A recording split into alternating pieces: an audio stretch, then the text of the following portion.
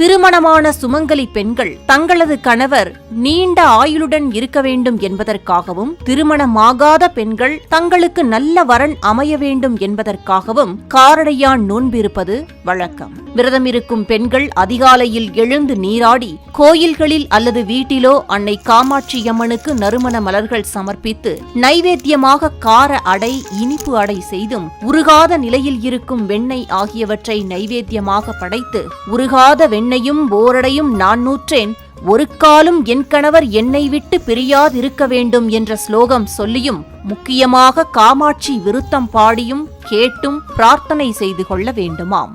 அல்லது ராஜராஜேஸ்வரியாக இல்ல, அந்த படம்லாம் இல்ல அப்படின்னா மீனாட்சி, காமாட்சி, மாரியம்மன், சமயபுரத்தம்மன், என்ன படம் அம்பாளுடைய திருவுருவ படம் வச்சிருக்கிறோமோ அந்த திருவுருவ படத்தை நல்லா அழகா அலங்காரம் பண்ணிக்கிட்டு, நமக்கு என்ன மலர்கள் கிடைக்குதோ அந்த மலர்களை நம்ம அம்பிகைக்கு சாத்தி அலங்காரம் செய்து வச்சுக்கலாம். இந்த நோன்புக்கே உரிய நெய்வேத்தியமாக சொல்லப்படுவது கார அடையும் வெள்ள அடையும், அதாவது இனிப்பு அடை அப்படின்னு சொல்லுவாங்க.